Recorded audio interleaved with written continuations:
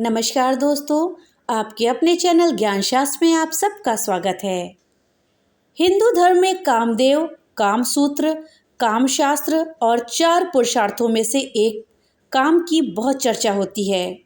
खजुराहो में कामसूत्र से संबंधित कई मूर्तियां भी हैं।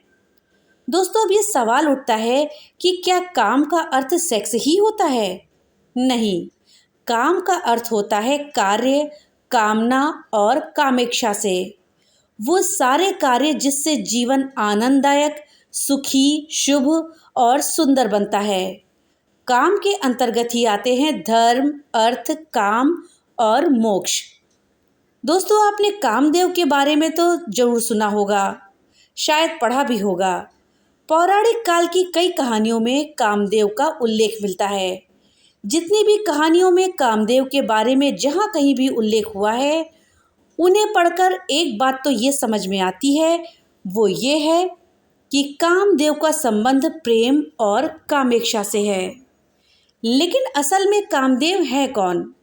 क्या वो एक काल्पनिक भाव है जो देव और ऋषियों को सताते रहते हैं, या वो भी किसी देवता की तरह ही एक देवता है? तो दोस्तों, चलिए आज इस वीडियो में हम यही जानते हैं कि कामदेव आखिर कौन थे, क्या है इनकी कथा। कामदेव स्त्री और पुरुष के किस अंग में निवास करते हैं? देवी रति ने कामदेव को पुत्र की तरह पालने के बाद भी आखिर क्यों उनसे विवाह किया? साथ ही हम कामदेव के 5 बाणों के बारे में भी जानेंगे। इस जानकारी के लिए वीडियो को लास्ट तक देखिएगा। वीडियो अच्छी लगे तो लाइक और ज़्यादा से ज़्यादा शेयर करिएगा। और हाँ, अगर चैनल पे नए आए हैं तो चैनल को सब्सक्राइब करना मत भूलिएगा और अपने विचार हमें कमेंट बॉक्स में लिख करके जरूर बताइएगा। दोस्तों, पौराणिक कथाओं के अनुसार कामदेव भगवान विष्णु और देवी लक्ष्मी के पुत्र हैं। उनका विवाह रति नाम की देवी से हुआ था, जो प्रेम और आकर्षण की देवी मानी जाती हैं। कुछ कथाओं में ये भी उल्लिखित है कि कामदेव स्वयं ब्रह्मा जी के पुत्र हैं और इनका संबंध भगवान शिव से भी है। कुछ जगह पर धर्म की पत्नी श्रद्धा से इनका आविर्भाव हुआ माना जाता है। जिस तरह से पश्चिम देशों में क्यूपिड और यूनानी देशों में इरोस को प्रेम का प्रतीक माना जाता है, उसी तरह ही हिंदू धर्म ग्रंथों में कामदेव को प्रेम और आकर्षण का देवता कहा जाता है। राघवंत, अनंग, कंदर्प, मनमथ, मनसिजा, मदन, रतिकांत, पुष्पवान तथा पुष्पंधव आदि कामदेव के प्रसिद्ध नाम हैं। कामदेव को अर्धदेव या गंधर्व भी कहा जाता है, जो स्वर्ग के वासियों में कामेक्षा उत्पन्न करने के लिए उत्तरदायी हैं। कहीं कहीं कामदेव को यक्ष की भी संज्ञा दी गई है। कामदेव को सुनहरे पंखों से युक्त एक सुंदर नवयुवक की तरह प्रदर्शित किया गया है, जिनके हाथ में धनुष और बाण हैं। ये तोते के रथ पर मकर के चिन्ह से अंकित लाल ध्वजा लगाकर विचरण करते हैं। वैसे कुछ शास्त्रों में हाथी पर बैठे हुए भी ये बताए गए हैं। उनका धनुष मिठास से भरे गन्ने का बना होता है, जिसमें मधुमक्खियों के शहद की रस्सी लगी है। उनके धनुष का बाण अशोक के पेड़ के महकते फूलों के अलावा सफ़ेद, नीले कमल, चमेली और आम के पेड़ पर लगे हुए फूलों से बने होते हैं। कामदेव के पास मुख्य रूप से 5 बाण हैं। उन 5 बाणों के नाम हैं मोहन, तिलोचपांडन, मारण, अनंगवीकरण, सर्पशक्ति। दोस्तों, इसमें से जो सर्प शक्ति है, ये बाण सर्प की शक्ति को प्रतिष्ठित करता है और अन्य व्यक्तियों के मन में प्रेम के भाव को जागृत करता है। मोहन नाम का जो बाण है, उसका उपयोग करके कामदेव मनुष्यों के मन को मोहित करते हैं और उन्हें प्रेम और आकर्षण की ओर खींचते हैं। तिलोचपांडन बाण तिल की प्राकृतिक शक्ति को प्रतिष्ठित करता है और व्यक्ति के मन में प्रेम और आकर्षण का भाव उत्पन्न करता है। मारण बाण का नाम स्वयं में ही उसका अर्थ है। यह बाण व्यक्ति को मोहित करने के बजाय उसे मारने के लिए उपयोग होता है। ये बाण वैष्णव संप्रदाय में कामदेव के विरुद्ध के रूप में भी जाना जाता है। अनंगवीकरण बाण का उपयोग करके प्रेम के भाव को उत्पन्न करते हैं और व्यक्ति को अनंग के आकर्षण में ले जाते हैं। अनंग यानी कामदेव। इस बाण के प्रभाव से व्यक्ति प्रेम में मगन हो जाता है और कामदेव के प्रेम और सुंदरता के आधार पर जीने लगता है। इसके अलावा कामदेव के पास एक खास तीर है जो 3 कोनों को दर्शाता है। ये 3 कोने 3 लोक हैं। पहला कोना ब्रह्म के अधीन है जो निर्माण का प्रतीक है। दूसरा कोना कर्म का प्रतीक है जो व्यक्तियों को कर्म करने की प्रेरणा देता है। कामदेव के तीर का तीसरा कोना भगवान शंकर के अधीन है जो मकार या मोक्ष का प्रतीक है। कामदेव के बाणों का लक्ष्य तो विपरीत लिंगी होते हैं। इसी विपरीत लिंगी आकर्षण से बंधकर पूरी सृष्टि संचालित होती है। कामदेव का एक लक्ष्य खुद काम है जिन्हें पुरुष माना गया है, जबकि दूसरा रति है जिसे स्त्री रूप में जाना जाता है। दोस्तों, कामदेव का एक मंदिर भी है। मदन कामदेव मंदिर को असम का खजुराहो के नाम से जाना जाता है। वहाँ की मैथुन प्रतिमाएं मध्य प्रदेश के खजुराहो की याद दिलाती हैं। सेक्स के देवता कामदेव और उनकी पत्नी रति की कथा को आज भी ये जीवंत बना रही हैं। ये मंदिर घने जंगलों के भीतर पेड़ों से छुपा हुआ है। कहते हैं कि भगवान शंकर द्वारा तृतीय यानी तीसरा नेत्र खोलने पर भस्म हो गए कामदेव का इस स्थान पर पुनर्जन्म और उनकी पत्नी रति के साथ पुनः मिलन हुआ था। बसंत पंचमी के दिन कामदेव की पूजा करी जाती है। बसंत कामदेव का मित्र है, इसलिए कामदेव का धनुष फूलों का बना हुआ है।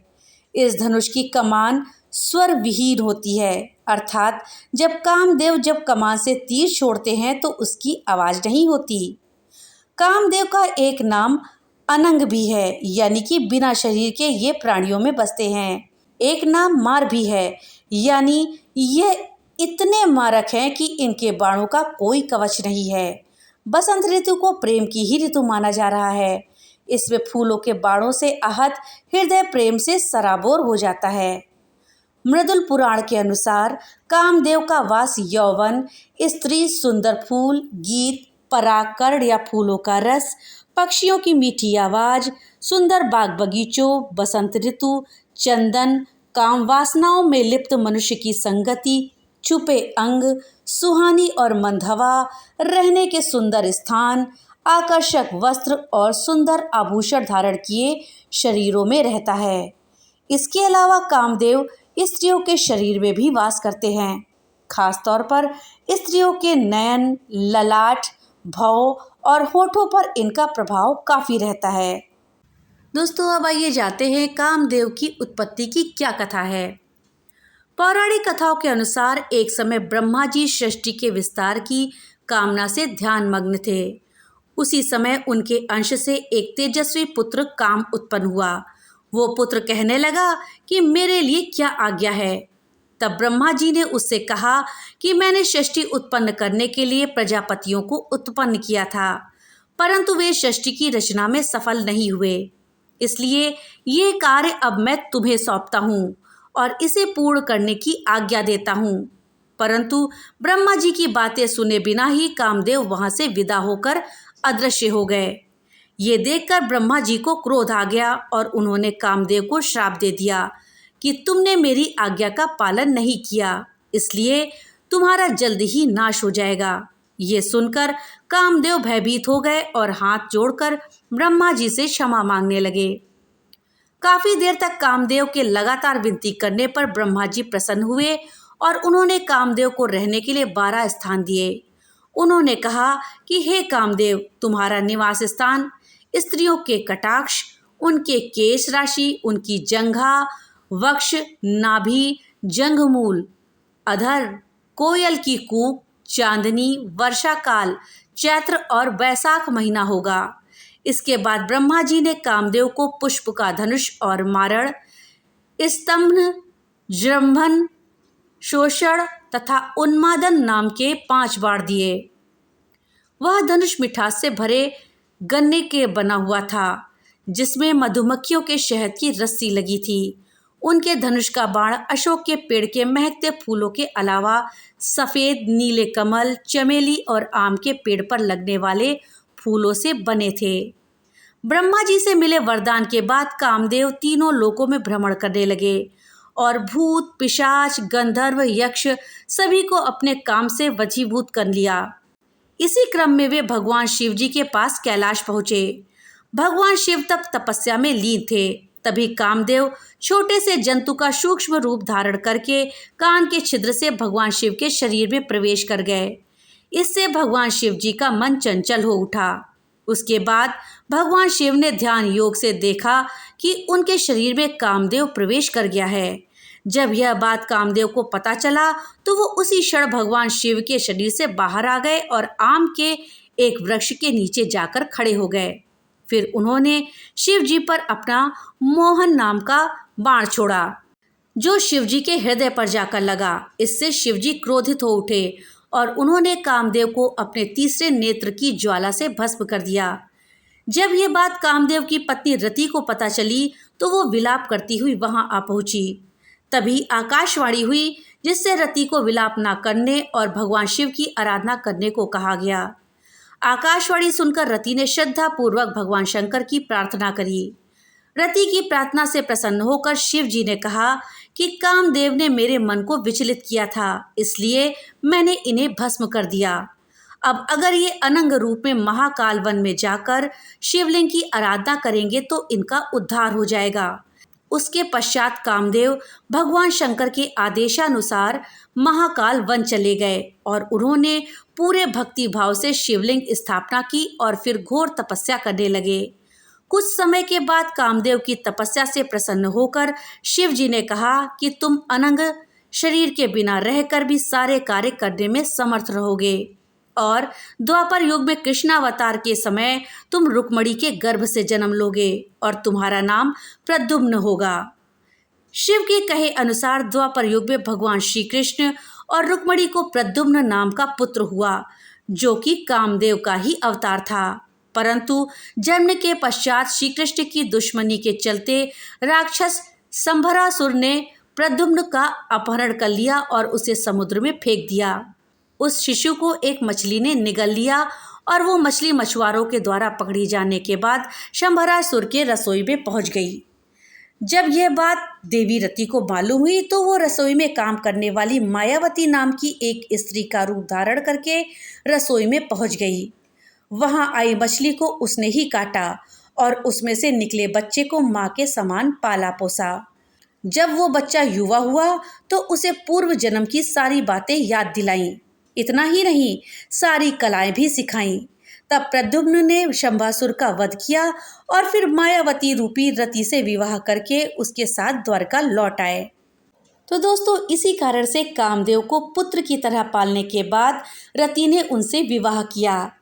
भगवान भोलेनाथ की कृपा आप सब पर बनी रहे। तो मिलते हैं अगली नई वीडियो के साथ, तब तक के लिए राधे राधे।